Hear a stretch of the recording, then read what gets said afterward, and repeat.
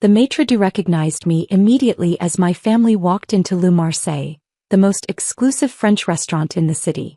I saw the flicker of understanding in his eyes, but he maintained perfect professionalism. "Good evening," my sister Diana said imperiously. "Reservation for Walker, party of 4. I hung back, watching my parents and sister do their usual routine, making sure everyone noticed their designer clothes, their expensive watches, their air of belonging. They hadn't wanted to invite me to this birthday dinner, but appearances mattered. Can't have people wondering why the eldest Walker daughter wasn't present at her father's celebration. "Right this way," the maitre d' said, leading us through the elegant dining room. I caught the subtle glances from the staff, the small nods of recognition they tried to hide. Diana looked at my simple black dress with barely concealed disdain. "I'm surprised you didn't wear one of your discount store specials, Sarah." "Some of us have different priorities than designer labels," I replied mildly. "Yes, like barely making rent on that tiny apartment," she smirked. Mom shot us both a warning look as we sat down. "Girls, please. It's your father's birthday." Dad was already studying the wine list, his face pinched at the prices. "These markups are highway robbery." I bit back a smile, remembering the actual wholesale costs. "Sarah probably needs to check the prices before ordering," Diana stage whispered to Mom. "Wouldn't want her to embarrass herself." A waiter approached Jean-Luc, one of my best employees. I saw the moment my family dismissed him as just another servant. "Can you even afford this place?" Diana continued, examining her menu. "Maybe you should just get an appetizer." That's when Jean-Luc spoke. "Welcome back, Ms. Walker. Your usual table was reserved for another party, but I hope this one is satisfactory." Dad choked on the complimentary water. Mom's menu slipped from her fingers.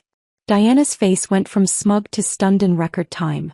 "It's perfect, Jean-Luc," I smiled. "Thank you." "Your usual wine, Ms. Walker?" he asked innocently, as if he hadn't just detonated a social bomb at the table. "Yes, please. The 1982 Bordeaux." Dad's face went pale. That bottle cost more than his monthly country club dues. "Sarah," Mom managed weakly, "what is going on?" I took a sip of water, enjoying the moment. "Oh, didn't I mention? I bought Le Marseille 6 months ago. Along with the entire restaurant group." Diana's mouth opened and closed like a fish. But you live in that tiny apartment. You shop at normal stores." "Because I choose to," I said simply. "Unlike some people, I don't measure success by what I wear or where I live." Jean-Luc returned with the wine, presenting it with a flourish. "An excellent choice as always, Ms. Walker. Shall I have Chef Michel prepare your favorite soufflé for dessert?" "That would be lovely," I smiled. "And please bring us the full tasting menu. It's a special occasion after all." As Jean-Luc departed, silence descended on the table. The kind of silence that comes when people realize they've been sneering at the owner of the establishment. My phone buzzed. Probably another update about the new location we were opening in London. But that could wait. Right now, I was going to enjoy watching my family try to process that their poor daughter owned not just this restaurant, but the entire chain of high-end establishments they loved to flaunt their wealth in. Sometimes the best revenge isn't telling people you're successful. It's letting them figure it out while they're in the middle of mocking you. Dad took a large gulp of his water, probably wishing it was something stronger. Diana was frantically Googling under the table, no doubt looking up the restaurant group's ownership. Me. I just sat back, picked up my menu, though I knew every item by heart, and smiled. Dinner was about to get very interesting. The tasting menu arrived, each course more exquisite than the last. Chef Michel was showing off tonight, knowing I was at the table. My family sat in uncomfortable silence, picking at their food while trying to process their new reality. "So," Dad finally managed, his voice strained, "how exactly did this happen?" I took a sip of the perfectly aged Bordeaux. "Remember that wasteful MBA program you refused to pay for? The one you said would never amount to anything, because I focused on restaurant management instead of finance like Diana." He shifted uncomfortably in his chair. Diana suddenly became very interested in her foie gras. "Turns out there was a market for revolutionizing high-end restaurant operations," I continued. "My company now owns 32 establishments across 3 continents." Mom's fork clattered against her plate. 32. Including Le Cirque in New York, La Maison in Paris, And that little place in London where you celebrated your anniversary last year, I added casually. The one you bragged about getting impossible reservations for. Diana's face flushed. That's why they seated us immediately when I dropped the Walker name. Indeed, I smiled. Though you really shouldn't be rude to the staff there. They tell me everything. Jean-Luc appeared with the next course, a perfectly seared scallop dish that wasn't even on the regular menu. Chef Michel's newest creation, he announced. He'd like your opinion, Ms. Walker, before we add it to the permanent menu. I could see Dad calculating the value of my empire in his head. The same man who'd told me I was throwing away my potential on restaurants instead of joining his investment firm.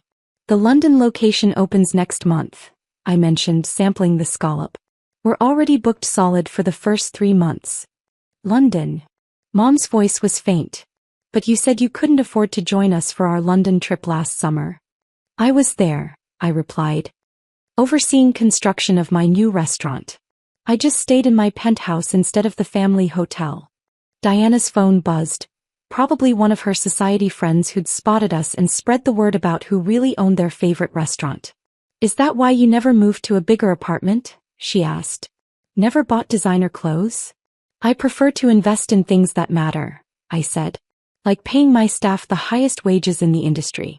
Providing health insurance and education benefits. Creating something meaningful instead of just showing off wealth. The sommelier approached with another bottle of wine. Ms. Walker, that investment group is here again. They're offering to buy the restaurant chain. Tell them what you always tell them, Philippe, I smiled. Not for sale at any price. Dad nearly dropped his glass. Investment group? Morgan Stanley, I said casually. They've been trying to acquire us for months. Offered 12 times earnings last week. The look on his face, the investment banker who'd dismissed my business plan years ago, was priceless. Mom leaned forward. Darling, why didn't you tell us? We've been so worried about you living so immodestly. Because success isn't about showing off, Mom. It's about building something real. I gestured around the elegant dining room. Everything I own I built myself. No family money, no connections, no trust fund. Diana's face had moved from shock to calculation. So, about reservations. Still need to be made in advance, I cut her off. Your name doesn't guarantee special treatment anymore.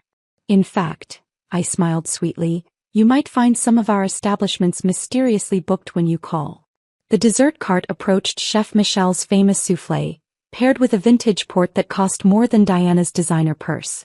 Happy birthday, Dad, I raised my glass. Consider dinner my treat. As it has been every time you've dined in one of my restaurants for the past year. Sometimes the best revenge isn't just owning the restaurant. It's letting them realize they've been unknowingly depending on your generosity all along.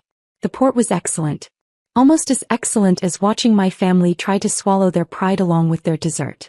As coffee was served, the dynamic at the table had shifted completely. Gone was Diana's condescension, replaced by awkward attempts at flattery. Mom kept mentioning friends who would love to invest in my next venture.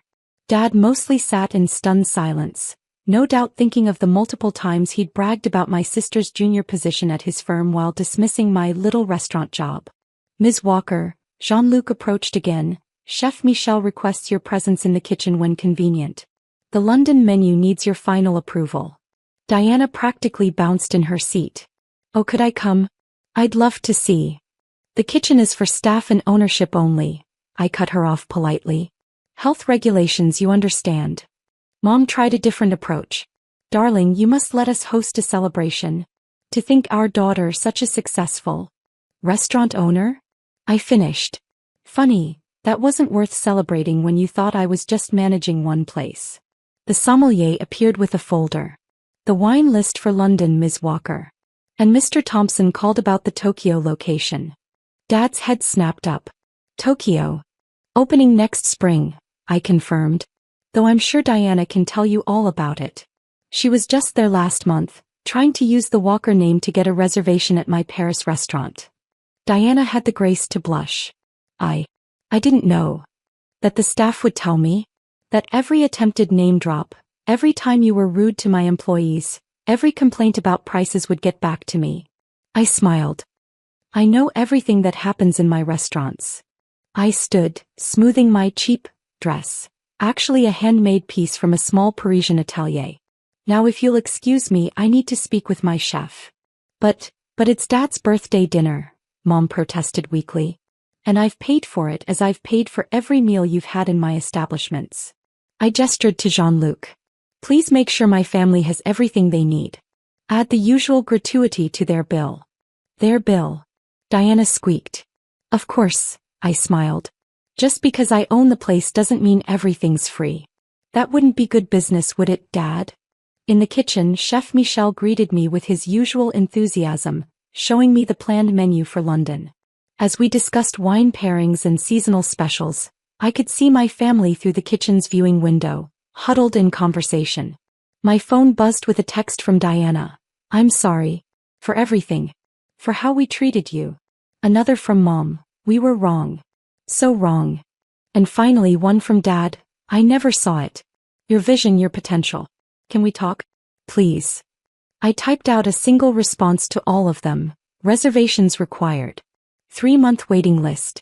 No exceptions. Then I turned back to Chef Michel's brilliant creations, to the empire I'd built while they weren't watching, to the success they'd never seen coming.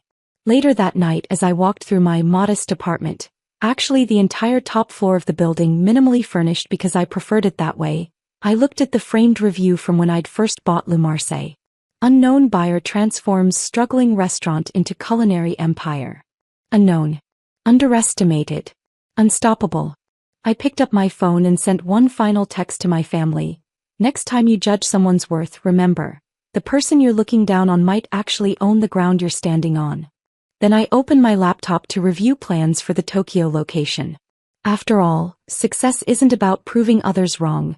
It's about continuing to prove yourself right. And sometimes the sweetest taste isn't in the finest wine or the perfect soufflé. It's in the moment they realize they've been dining in your success all along.